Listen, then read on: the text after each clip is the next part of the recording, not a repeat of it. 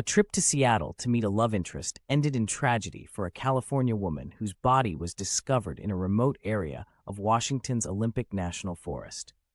The investigation into her death unraveled a chilling story of deception and violence. On February 14, 2020, deputies from the Clallam County Sheriff's Office responded to a call reporting a body in the Buckhorn Wilderness. The victim, later identified as 21-year-old Dionth Lopez, had suffered severe head trauma and her throat had been slashed. She was found dressed as if preparing for a date, wearing distinct pink Guess shoes and glitter in her hair. No identification or personal belongings were found at the scene. Nearby, investigators uncovered a bloodied tequila bottle and a knife believed to be the murder weapon. Sonner Eric Munger, describing the brutality of the crime, said, "This was easily the most brutal attack I've seen on another human." The remote location presented challenges, as there were no witnesses or surveillance cameras nearby.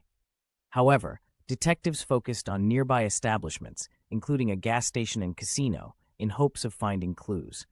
Surveillance footage from the gas station 3 days before the discovery of Lopez's body showed her entering alone and appearing at ease. Cameras captured her getting into the passenger seat of a red Chevrolet Silverado parked in a dark corner of the lot.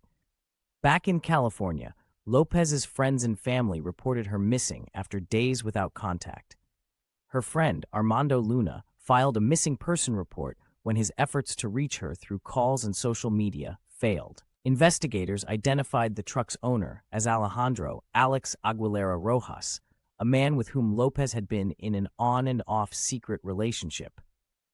Rojos, a married father of two, had picked Lopez up from the Seattle-Tacoma International Airport on February 10th.